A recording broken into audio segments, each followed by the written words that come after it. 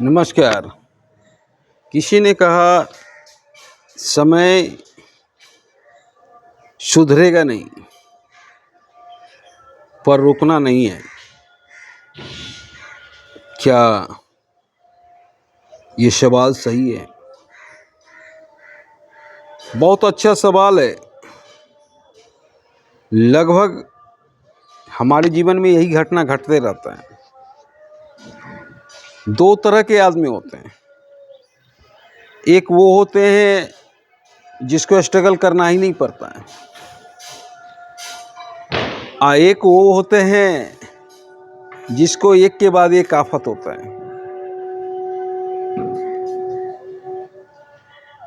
तो जिसके जीवन में एक के बाद एक आफत आवे, उसका जीवन बहुत जटिल होता है।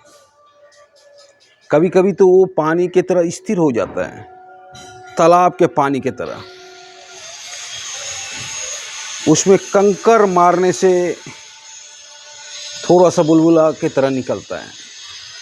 कभी कभी जीवन इतना स्थिर हो जाता है। उस स्थिति में कहा गया है कि सुधरने का, अगर आप सोच रहे हो कि जीवन में सुधार होगा, समय ठीक होगा, अभी ये काम ना करें, तो ऐसा कभी नहीं होने वाला है। जीवन का गति वही रहेगा, पर आपको रुकना नहीं है, आपको चलते रहना है। कई एक हमारे यहाँ महापुरुष हुए, विदेश में भी हुए, जिसका कभी समय ठीक नहीं रहा,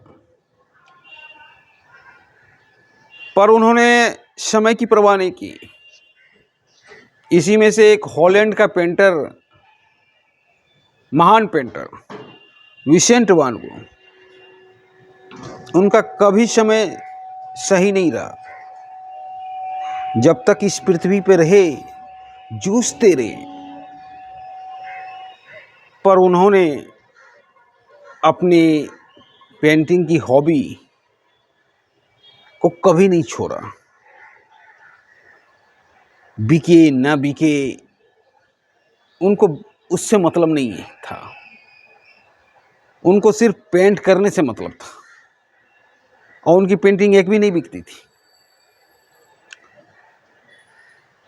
और सबसे पहला दौरा पड़ा विसेंट को, जब वो गर्लफ्रेंड को शादी के लिए प्रपोज किए। मकान मालकिन की बेटी थी। मकान मालिक के सामने ही उन्होंने शादी के लिए प्रपोज किए। गर्लफ्रेंड मुकर गई और विसेंट वान गो का सामान फेंक दिया गया। सबसे पहला दौरा वहीं से पड़ा था विसेंट को। फिर भी दौरे के समय भी वो पेंटिंग करते रहे। हॉस्पिटल में डॉक्टर एगन का पेंटिंग किए, वो आज अरबों रुपये में है। विसेंट पेंटिंग करते थे, उनका पेंटिंग बिकता नहीं था। थियो उनका आर्थिक हेल्प करता था, उनका भाई। और विसेंट के साथ अंतिम समय में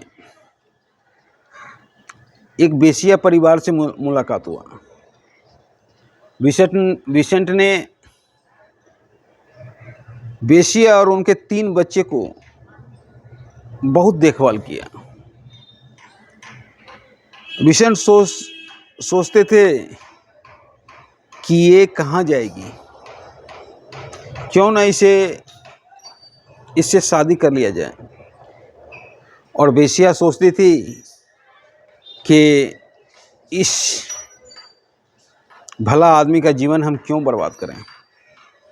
इस तरह वेश्या रातों रात विसेंट को छोड़ के चली गई, और विसेंट को फिर से एक एक तरह से मानसिक पागलपन का दौरा पड़ा। पर विसेंट को जूझने की आदत थी। वो दिन रात पेंटिंग करता था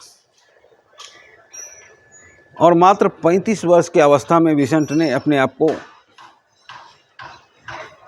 खत्म कर दिया अपने ही पिस्टल से। और मरने के 4-5 साल बाद विसेंट की एक पेंटिंग भी की, सनफ्लावर। उसके बाद विसेंट द ग्रेट आर्टिस्ट की लिस्ट में शामिल हो गया। और आज अगर आप चाहिएगा विसेंट का पेंटिंग खरीदना तो नहीं खरीद सकिएगा, और वो में है। इस तरह का विसेंट का जीवन था। पर विसेंट कभी भी पेंटिंग को नहीं छोड़ा, कभी भी अपने आप को नहीं छोड़ा। पेंटिंग उसका जीवन था।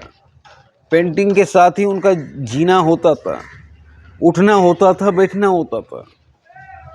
बिके ना बिके उससे उनको कोई परवाह नहीं था। पेंटिंग में उनको परमात्मा दिखता था। तो ये था। तो कभी जीवन में रुकना नहीं चाहिए। समय ठीक नहीं होगा।